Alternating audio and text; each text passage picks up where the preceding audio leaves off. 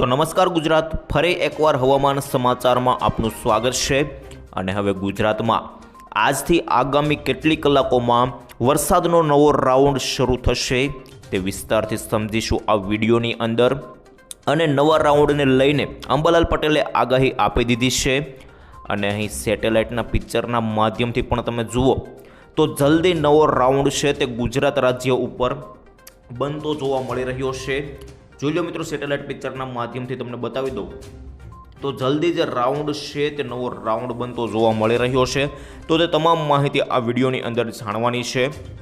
અને સાથે જ ખેડૂત મિત્રો, ખેડૂતલક્ષી જે તમારા કામો છે તે અત્યારે જ પૂર્ણ કરી લેજો, કારણ કે હવે ગણતરીની કલાકોમાં જે વરસાદનો રાઉન્ડ છે તે શરૂ થઈ જવાનો છે।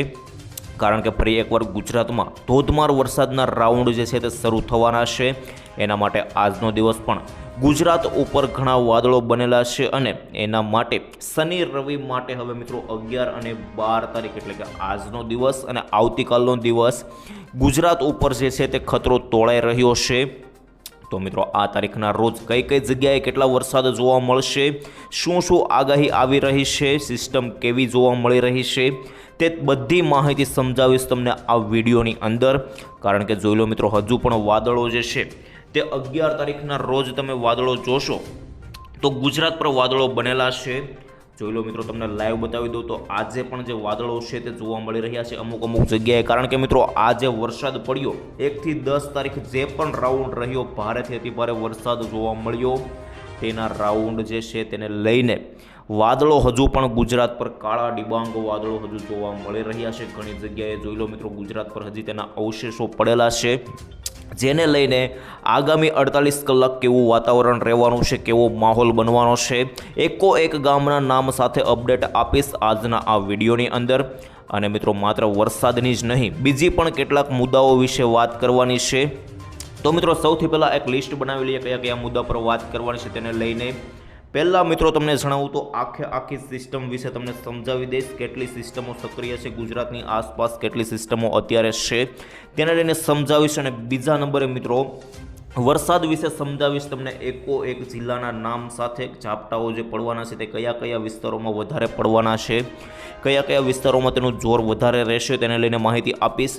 ત્રીજા નંબરે મિત્રો તમને વાવાઝોડાની જે બીક રહેલી છે તે બીક પણ તમારા મનની અંદરથી કાઢી દઈશ, આખી વાવાઝોડાની માહિતી આપી દઈશ। અને આ વાવાઝોડાનું નામ પણ 22 નામનું વાવાઝોડું આપી દેવામાં આવ્યું છે, તે બધી માહિતી તમને આખા વિડીયોની અંદર વિસ્તારથી સમજાવવાનો છું। ચોથા નંબરે મિત્રો વાત કરવાની છે વરસાદનો બીજો રાઉન્ડ ક્યારે શરૂ થશે। અંબાલાલ પટેલે જે છે તે આગાહી કરી દીધી છે, તો બીજો રાઉન્ડ કઈ તારીખથી શરૂ થશે, કેવો રહેશે તે તમામ માહિતી આપીશ।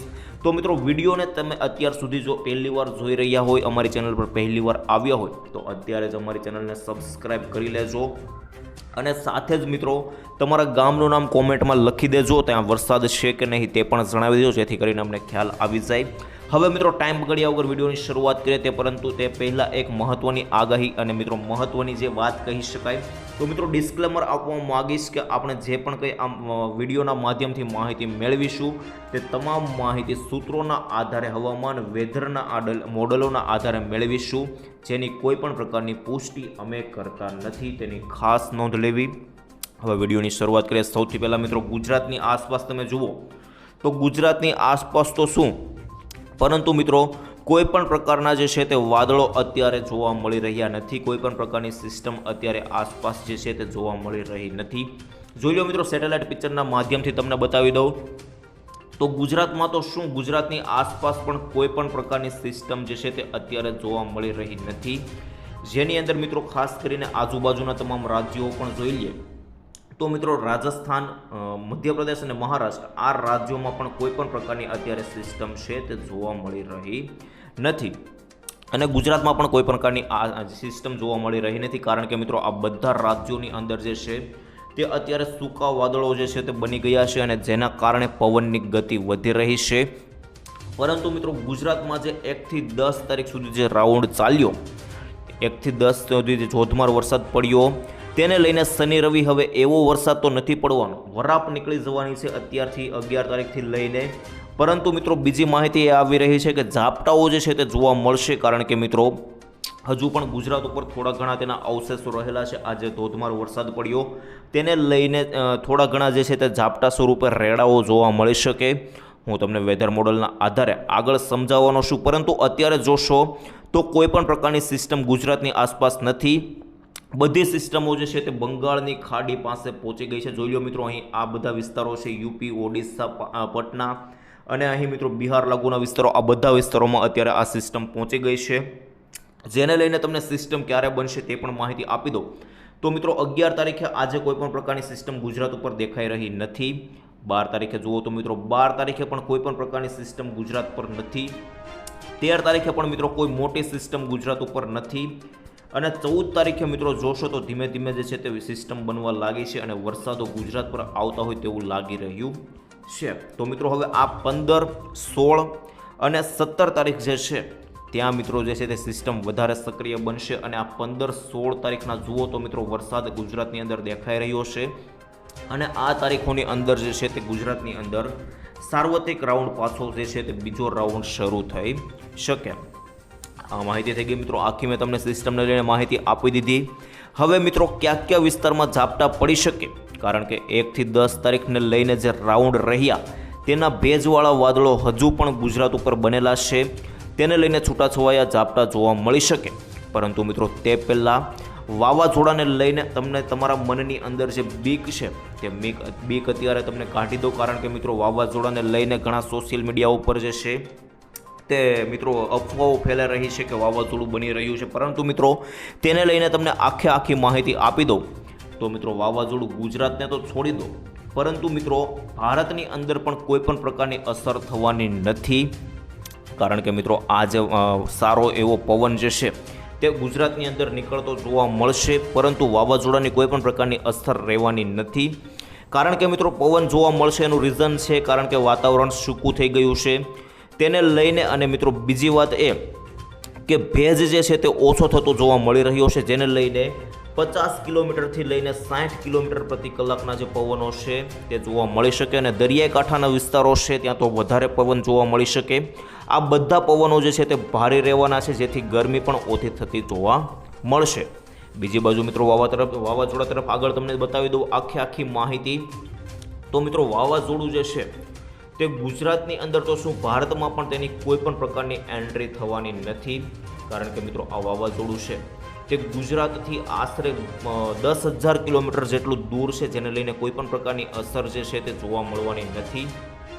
મિત્રો જોઈ લો વાવાઝોડું જે છે તે આખું દૂર જતું રહ્યું છે, જેને લઈને કોઈ પણ પ્રકારની અસર જે છે તે જોવા મળવાની નથી. આ વાવાઝોડાની અત્યારે સોશિયલ મીડિયા પર 22 નામનું વાવાઝોડું છે તેવી અત્યારે જે છે તે અફવાઓ ફેલાઈ રહી છે. અને મિત્રો તેનું નામ 22 નામ આપી દેવામાં આવ્યું છે. તો મિત્રો અત્યારે લોકોને ડર લાગી રહ્યો છે કે આ વાવાઝોડું અસર કરશે કે નહીં. તો મિત્રો તેનાથી કોઈ પણ પ્રકારે ડરવાની જરૂર નથી. આ વાવાઝોડું જે છે તેની કોઈ પણ પ્રકારની અસર જે છે તે ગુજરાત પર થવાની નથી. ગુજરાત તો શું મિત્રો ભારતની અંદર પણ તેની કોઈ પણ પ્રકારની અસર જોવા મળવાની નથી. કારણ કે મિત્રો આ વાવાઝોડું છે તે બહુ દૂર જતું રહ્યું છે, જેને કારણે તેની કોઈ પણ પ્રકારની અસર જે છે તે જોવા મળવાની નથી. આ માહિતી આપી દીધી. હવે મિત્રો તમને બીજી માહિતી એ આપી દઉં. તો વરસાદને બીજા રાઉન્ડને લઈને તમને માહિતી આપી દઉં.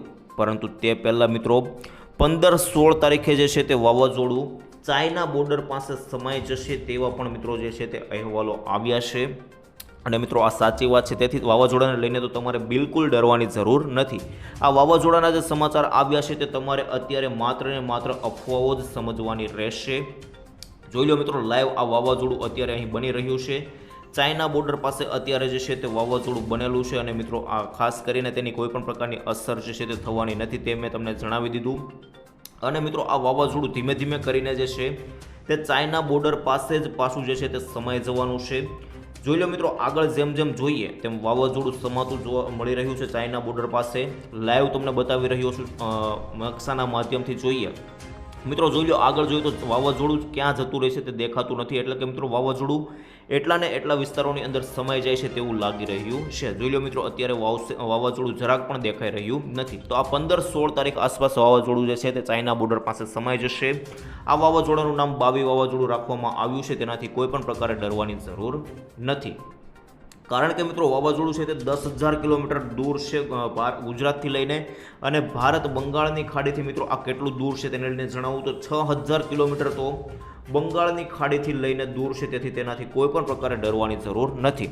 હવે મિત્રો બીજા રાઉન્ડને લઈને તમને જણાવું તો શું અપેક્ષાઓ છે. અંબાલાલ પટેલે વરસાદના બીજા રાઉન્ડને લઈને શું આગાહીઓ કરી દીધી છે તે બધી માહિતી હવે તમને વિસ્તારથી સમજાવવાનો છું. આની અંદર મિત્રો માહિતી મેળવીએ તો બીજો રાઉન્ડ જે છે તે મિત્રો ખાસ કરીને જોવા મળવાનો છે 14 તારીખ આસપાસ ધીમે ધીમે જે છે તે આ રાઉન્ડ સક્રિય થતો જોવા મળશે અને મિત્રો ધીમે ધીમે ઝડપ પકડશે. પરંતુ એના પહેલાં મોટી વાત એ છે કે ઘણા વિસ્તારો હજુ ગુજરાતની અંદર એવા રહ્યા છે કે જ્યાં વરસાદ જ નથી પડ્યો. કયા કયા વિસ્તારો તો મિત્રો તમને સમજાવી દો કયા કયા વિસ્તારો જ્યાં વરસાદ નથી પડ્યો, જેની અંદર મિત્રો આપણે ગણી શકીએ દ્વારકા, જામનગર, મોરબી, પાટણ અને કચ્છ આ લાગુના વિસ્તારો છે. આમાં મિત્રો અત્યારે હજુ પણ વરસાદ જોવા મળ્યો નથી. આ વિસ્તારો જે પશ્ચિમ ઉત્તરીય ભાગો ગણાય છે ત્યાં પહેલા રાઉન્ડનો વરસાદ સારો આવ્યો નથી.